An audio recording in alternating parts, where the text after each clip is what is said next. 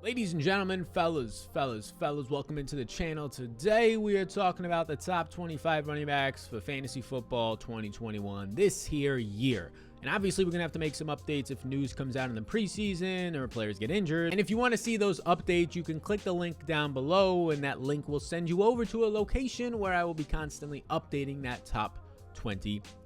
Now let's start with 21 to 25 in my rankings, and they are on the board right now. Now there's a couple of guys I want to talk about here, and the most glaring one to you potentially, and definitely based on consensus, is J.K. Dobbins. He is going off the board as running back 16. He's currently my running back 22, and there's basically three reasons why here.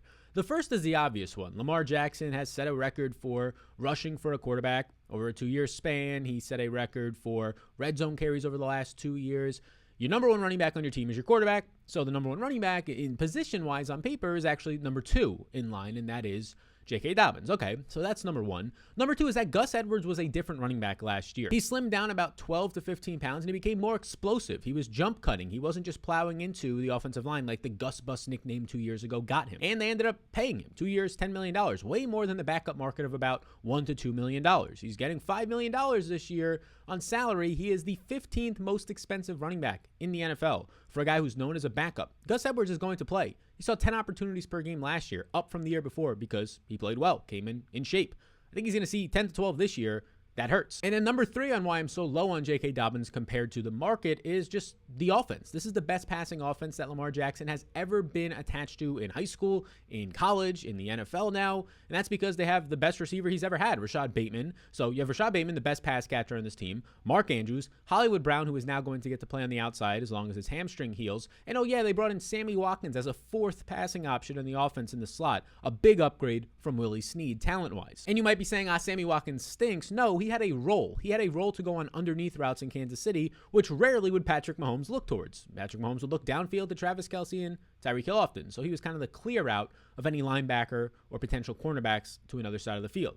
So this is the best passing offense, potentially less run plays than the league leading last 2 years Ravens. So that is why I have him down here at 22. Now you can see Myles Gaskin is here, which falls into the 6th round often. I like Myles Gaskin. He's fine, but they did draft Jared Doaks. You did see Malcolm Brown get signed, who's just always a pest around the goal line, and he's a great pass protector, so that can become an issue. So that's why he's a little bit lower. And then the final guy I'll talk about from 21 to 25 is Mike Davis, because there's nobody else there.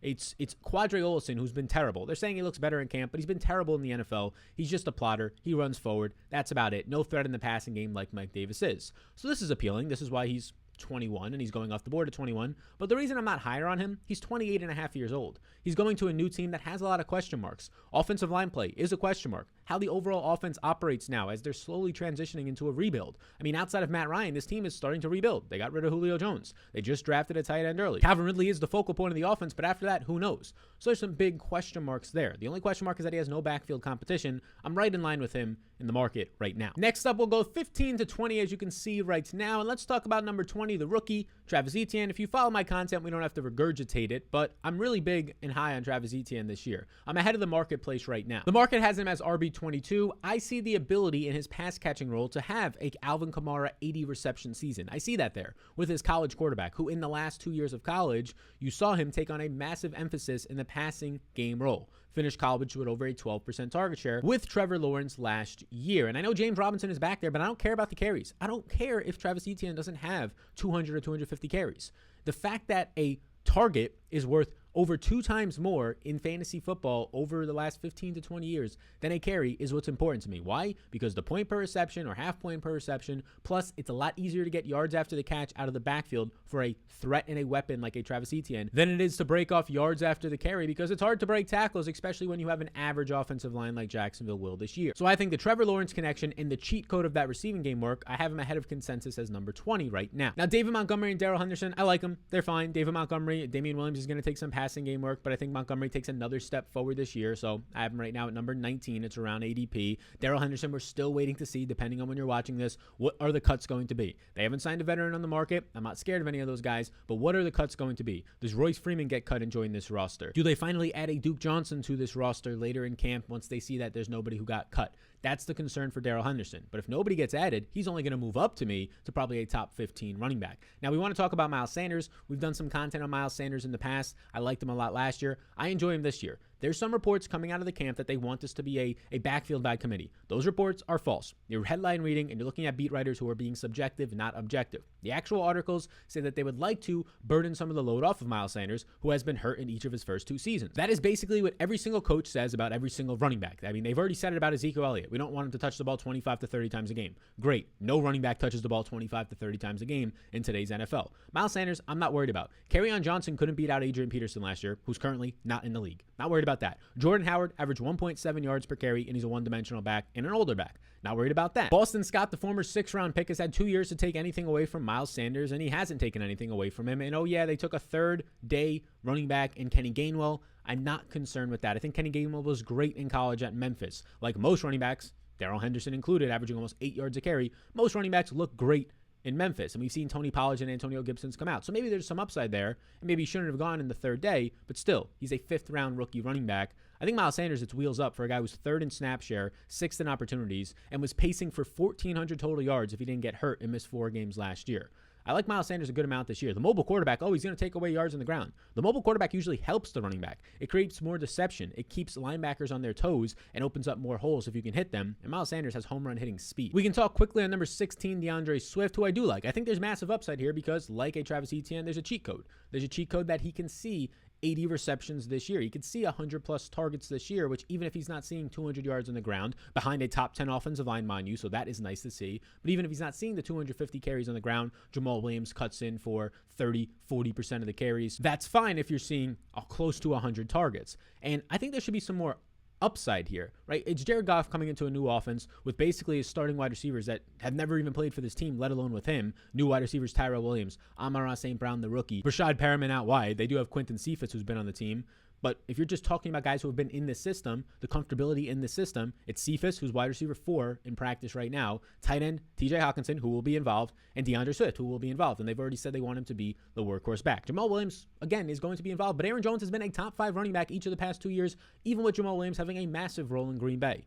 So I think that people who are hating on DeAndre Swift shouldn't. I think they're worried about things like the Detroit offense stinking or Detroit being a bottom 3 team in the league. Well, that's fine. I mean, James Robinson was a top 10 running back on a bottom 3, the worst team in the NFL last year. Christian McCaffrey 2 years ago was the number 1 overall scorer on a bad Panthers team. Joe Mixon has been a top 10 back 2 years ago before Joe Burrow got there. If you can catch passes, which DeAndre Swift can, you can easily become a top 10 running back or a top 5 in a bad offense. I like Swift a good amount this year. If anything, he's only moving up as camp and preseason goes on. And you can see rounding out the top 15, number 15 for me is Chris Carson. Just a steady, stable producer there for a team that continuously wants to run the ball first, for a team that got Chris Carson involved in the passing game heading into last year. And when he was healthy, you were able to see that, seeing around 4 targets per game. And now you can see 11 through 14 before we get to the top 10 on the screen. If you're enjoying this video, please do subscribe. This is the most important time of the year for fantasy football and my content to reach new audiences. So every single time that you hit the like button, takes a couple seconds, it potentially shows it to another person, and that's probably how you ended up seeing this video. There's a good chance at some point.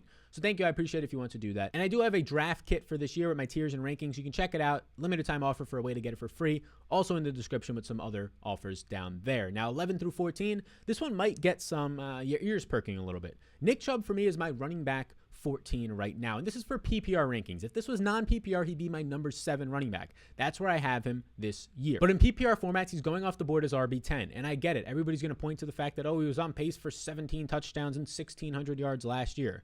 Okay, I understand that. Well, he got hurt, so he really wasn't on pace for that. You can't just take him having 2 outlier performances and put that for the rest of the games. He was also the most efficient running back in the red zone last year based on his touches. So that is likely to regress. So you also can't bank on him just having 16 touchdowns this season. Now, I will admit, he runs behind the number 1 offensive line, but he's a 2-down running back. And I have issues with 2-down running backs in PPR and half PPR formats. They lack upside. When you're not going to be in there on 3rd downs often, unless it's for 3rd down and 1, which doesn't have much upside anyways, if you're not in there for 3rd downs often and Kareem Hunt steps on and your receptions or potential receptions go from 30 to 40 down to 15, that's a massive difference because, like I said, receptions and targets count for more than 2 times more than any type of attempt. The scheme and offensive line make it very difficult to rank him here, but at the end of the day, that's how my projections have it. And also, Odell Beckham Jr. coming back into an offense that started to become efficient and click and hit their stride at the second half of last year. I think that makes their passing game more efficient, which can take away some potential touchdowns and yardage from the running game. Now, number 13 is Clyde Edwards-Helaire. Not much to say here. I like him. I think he continues. I mean, he was like a top 15 back even when banged up last year. He just couldn't find the end zone. He's a smaller back. I do think Jerick McKinnon can be a threat to him. When McKinnon's been healthy, he's been dynamic in the passing game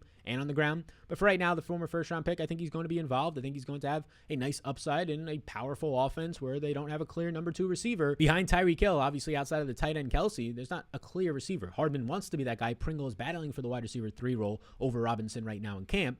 But I think Clyde Edwards-Helaire is actually going to be that guy and benefit the most. Jonathan Taylor takes a step down for a couple of reasons. The pass catching role similar to Nick Chubb, but the main reasons are Wentz and Quentin Nelson are probably going to miss, I don't know, let's be cautious here and say the first 3 to 4 weeks of the season, but that's just when they get back to the season, not also lingering injuries for a week or two, getting caught up to speed. You're looking at 6 to 8 weeks into the year until this offense is what it's supposed to be. So that's a concern for just keeping the drives alive, getting into the red zone, and the fact that he's not going to be a full 3-down back. Nyheim Hines, they love him there. They continue to re-sign him and invest in him because he is one of the best pass catching running backs in the NFL. Oh, no, he's not. He's Nyheim Hines. He's never scored this amount of fantasy points in a year because he's a role player. If Nyheim Hines was put into the Alvin Kamara role, he might not be as dynamic, but he'd be pretty damn close. One of the best pass catching running backs in the NFL. So, number 12, Jonathan Taylor. And now we start to get to the fun part. The last guy here is Antonio Gibson, who I like a lot. I continuously have moved him up. I moved him from number 14 to number 11. He's currently going off the board as running back 11, so I'm in line with him. It's hard to move him up anymore. There's maybe 1 or 2 more spots depending on what happens in preseason,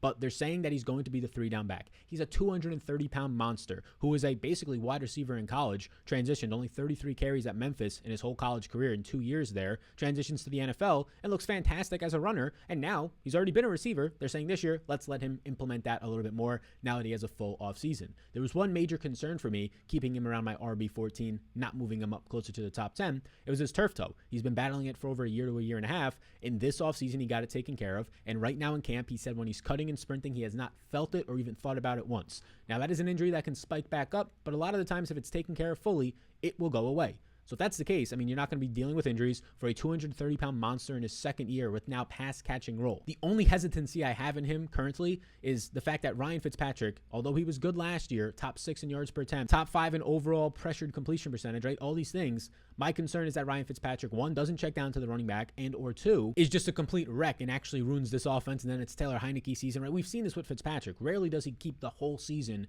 in line for you. And a bridge quarterback is probably not the guy that you rely on the most to keep your offense afloat. That's my main hesitancy for him. And now we get inside the top 10 right here. The rookie Najee Harris is going to be number 10 for me. It's as simple as this. He was drafted to be a 3-down back. I think the guy's going to average like 3.5 yards per carry. Not because of himself. He was fantastic in college. Great prospect. First round pick for the Steelers. First running back off the board. And the Steelers want to run the ball? No, because their offensive line is bad. This is going to be a bottom 5 offensive line heading into the season on paper, even while they're healthy. That is a concern. The upside is he has a cheat code. He has the upside to catch 60 to 70 passes in this offense. And with Big Ben's arm being a concern heading into the year, you might see a lot more checkdowns out of Big Ben this season now that he's 39 years old, 2 years removed from surgery. So Najee Harris is going to have the 3-down work, the red zone role, and a nice opportunity to see a lot of targets and receptions. Number 10 for me.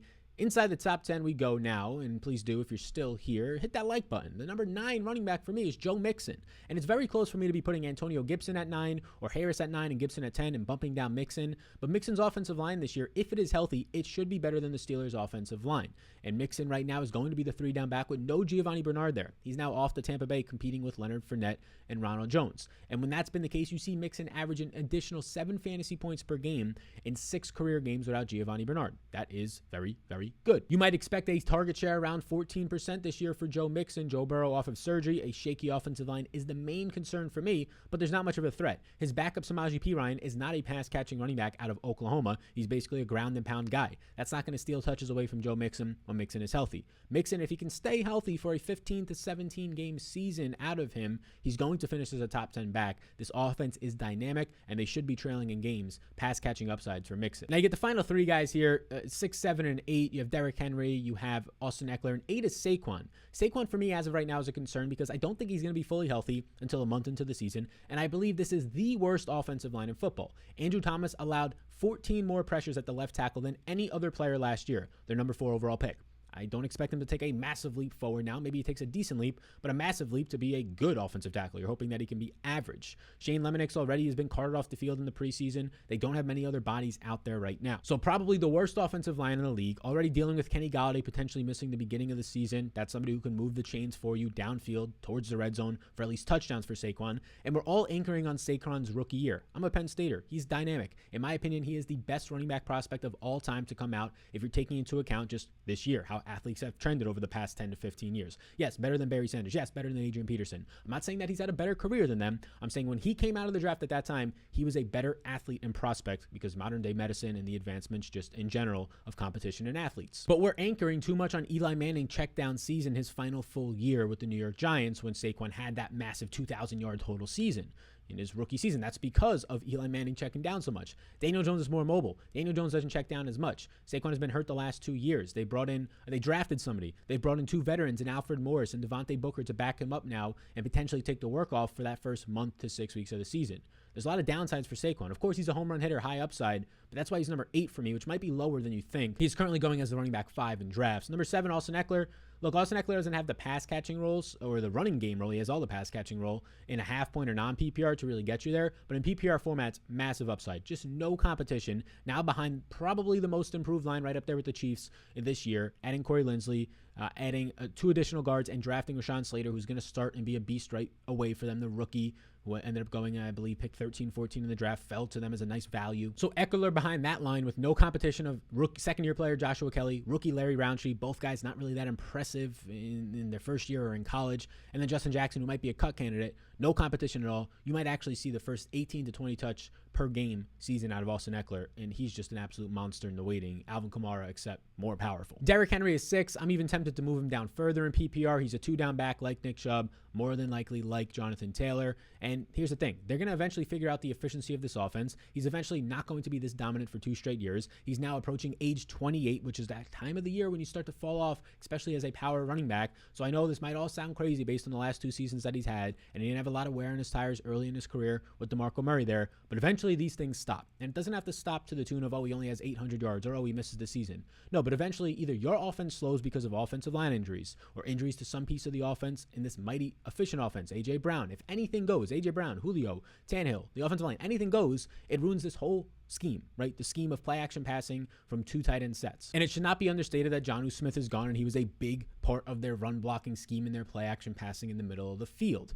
It's just the fact that if he goes for 13 games and 1,300 yards, that's a good season. But without the passing game role, he's going to need 20 touchdowns to pay off a top 5 draft pick spot. That's why he's number 6, and I'm even tempted to move him down another 1 or 2 spots in PPR formats. In non-PPR, he's a top 3 pick. In half point, he's firmly around that top 5. And as we discuss it, let's now get into that top 5 where you can probably guess the guys that are left based on me not talking about them. I am very high right now on Aaron Jones. I believe Aaron Jones is the 5th best player in fantasy this year. He currently goes off the board as the RB9. He is my running back 5. Look, Aaron Rodgers is back, and the crazy thing last year about this was Aaron Rodgers was stated in many interviews, and towards the end of the season especially, saying that he was going for the MVP. He was going for it. He was audibling on the goal line, or they were calling passing plays to Adams on the goal line, 1, because it worked, but 2, because he wanted to have that pat-statting type of a season. He said it. He admitted it. Not me. Him. And even with all of that into account, Aaron Jones still scored 11 touchdowns last season. So, Aaron Jones has finished top 5 in back-to-back years in fantasy points, now has no Jamal Williams back there. This team does not run goal line backs. They run rotating series. Aaron Jones will play 2 series. A.J. Dillon will play 1. So you don't have Jamal Williams, who in 2019 finished as the number 3 overall graded pass-catching running back from Pro Football Focus. You're replacing that with A.J. Dillon, who caught about 14 balls his whole college career. Yes, he's a bigger back, but he's not as much of a threat, in my opinion, as Jamal Williams was to the overall production of Aaron Jones. Now, they just invested in him $16 million a year. I think they want to use him. I like the upside here. The fact that 11 touchdowns last year was a down year for him means wheels up for Aaron Jones this season in the red zone. Number 4 for me is Alvin Kamara. I was lower on Kamara to start the year. I just did not actually see the potential there, or at least there was too many question marks with a quarterback change. And likely the most check-down friendly quarterback in Drew Brees now gone, and you get a mobile quarterback potentially in there. But now with no Michael Thomas for probably the first 6 weeks of the year, won't be fully healthy until maybe the entire season, the first 8 to 10 weeks. He's just going to see another 24+% target share, which, like we've been saying the whole time, in PPR and half PPR, if you're going to see targets, that's all that really matters to me. If you're going to see these massive 100+ target years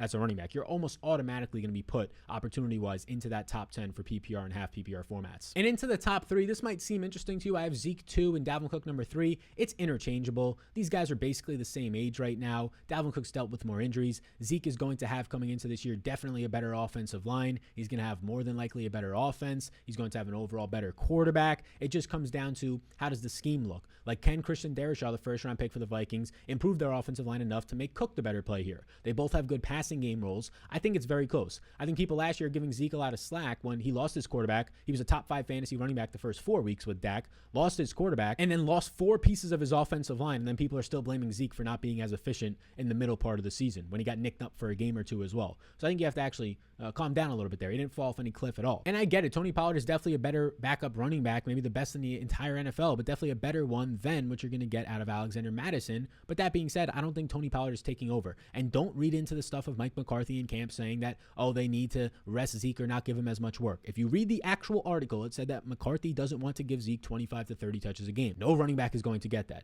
If Zeke sees 18, 17 carries and 5 receptions, we take that, and he's in line to be a top 3 back. I think Ezekiel Elliott has a lot more touchdown upside. He was the most unlucky running back inside the 20 and inside the 5-yard line of anybody last year who saw the amount of red zone volume that he saw. He was the complete opposite of Nick Chubb, who was the most lucky running back in terms of converting on those percentages well above the NFL average. Ezekiel Elliott, Dalvin Cook, they're 2A, 2B for me this year. I take Zeke at number 2. If you want to take Dalvin Cook there, it's really not that much of a difference. I think they're both going to have great seasons if they can avoid injury. And then number 1's not going to shock any of you here. So again, if you want to check out the draft guide, you can check it out down below. The tiers, ranks, all that type of stuff. We're putting out fantasy content every single day covering the preseason from a betting, players, props, and DFS standpoint. Check out all that I have to offer down below and tap that like button as you're still here. Christian McCaffrey. Not much more to say here. I know he's coming off of injury. He's looked great in camp. I know he has a new quarterback. He has a fantastic offensive coordinator, former LSU offensive coordinator from their national title 2 years ago. And now we will actually get to see McCaffrey for a full season of that. And oh yeah, in 3 games last year in week 1, he scores 28.4 points, the running back 2. In week 2, where he has to actually leave early, he only plays 67% of the snaps instead of his normal 90 to 100%. He scores 24.8 fantasy points. Number 5 in 2/3 of the game. And then he comes back in week 9 and he plays just 70% of the snaps in that game. He was limited and he scores 36.8 fantasy points. Number 2 that week. So this guy was averaging about 30 fantasy points per game in his 3 starts, 2 of which he didn't even play his full normal snaps. Christian McCaffrey is elite, and if anything, you should like Christian McCaffrey more when his team stinks. They're implied for just 7 wins this season. A losing record of 7-10 is what Vegas is implying them for, because when McCaffrey is losing in games, he scores almost 15 more fantasy points per game than when he's winning because of that pass-catching role and the pass-catching dump-off reception upside. Number 1 running back by far in all formats for me. It's close in non-PPR, but all formats is going to be Christian McCaffrey. So thank you for tuning into the top 25 running backs video. We're going to be having a top 10 rookies, a top 25 wide receivers shortly after this releases. Depending on when you're watching this, they might already be out. Check out the rest of the Fantasy Football 2021 playlist here on this channel and a bunch of other stuff in the description to roam around with. And I appreciate it if you want to like or subscribe to the video. That will help it reach more people during the biggest growth season of the fantasy football content year right now in August and September, the summer before the season starts. Appreciate y'all tuning in, and I'll see you in the next one.